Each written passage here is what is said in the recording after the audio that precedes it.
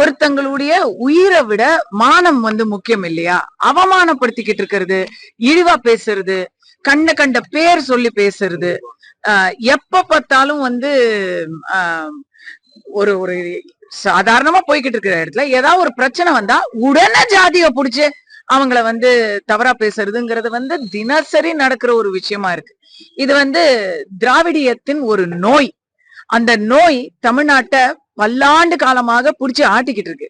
இப்பத்தான் ஈவே ராமசாமி நாயக்கர் அவர்களுடைய கட்டமைப்புகளை பத்தி தலைவர்கள் பேசுறாங்க.